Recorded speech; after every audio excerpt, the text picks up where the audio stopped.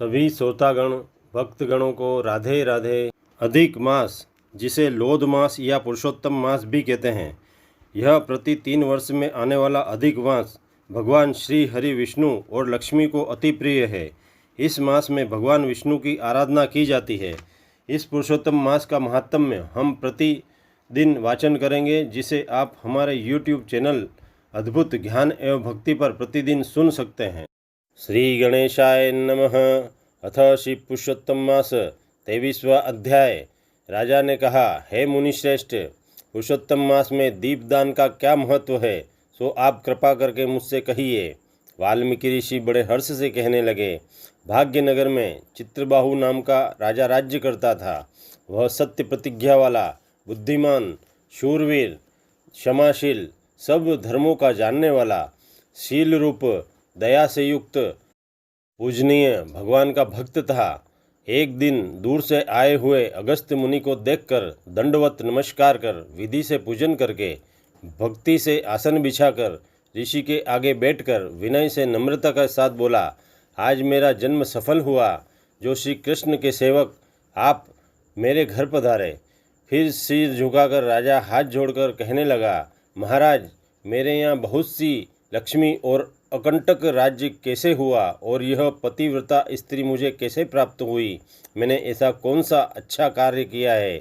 यह सब कृपा करके मुझसे कहिए। अगस्त्य जी राजा से कहने लगे, हे राजन, मैं तेरे पूर्व जन्म का चरित्र कहता हूँ, सो सुनो।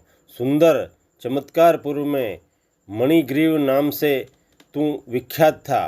तू बड़ा ही नास्तिक, दुष्ट चरित्र वाला, कृतघ्न, खोटी नीति वाला, परंतु तेरी यह सुंदर स्त्री मन, वचन, कर्म और वाणी से पति की सेवा में परायण, पतिव्रता, महाभाग्यशाली, धर्म में निष्ठा वाली थी। तू पाप कर्म करने वाला और जाति, बंधु बांधवों का त्यागा हुआ था। क्रोधी राजा ने तेरा सब उत्तम धन छीन लिया। फिर जो कुछ भी बचा वह जाति और समाज के लोगों ने और परिजनों ने छीन लिया। सब धन के चले जाने पर तुझको बड़े भारी धन की इच्छा हुई। धन के नाश होने पर अत्यंत उद्विग्न हो मन विच्छिन्न हो गया। फिर भी इस पतिव्रता स्त्री ने तेरा त्याग नहीं किया। हे राजन, इस प्रकार उस वन में तू रहता था कि एक दिन मणिग्रीव था तू धनुष उठाकर मृग के मांस के लिए बहुत से सिंह मृगों से भरे हुए वन को गया।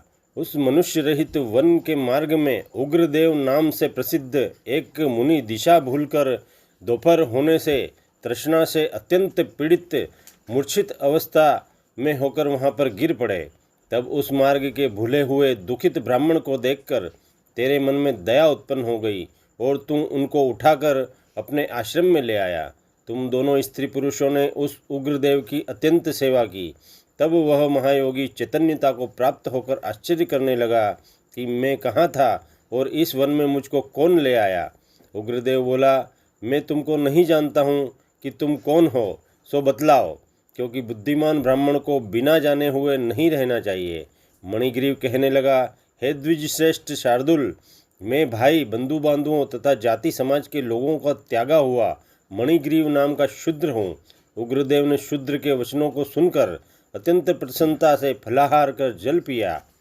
मणिग्रीव बोला, हे मुनिश्रेष्ठ, मनुष्य रहित बिना जल के दुष्ट सिंह व्याघ्रादि जंतुओं से परिपूरित इस महावन में आपने कहाँ जाना है? उग्रदेव जी बोले, मैं ब्राह्मण हूँ, प्रयाग जाने की इच्छा से इस अनजान विकट वन में आ गया।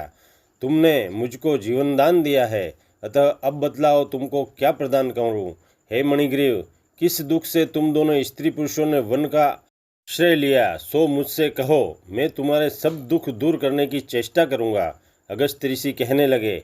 इस प्रकार स्त्री के सामने उग्रदेव के मधुर वचनों को सुनकर मणिग्रीव मुनीश्वर की प्रार्थना करता हुआ दरिद्रता रूपी समुद्र से पार उतरने के लिए अपने अत्यंत भयंकर एक विपाक पाप कर्मों की कथा सुनाने लगा। इति श्री पुरुषोत्तम मास महात्म्य 23वां अध्याय समाप्त।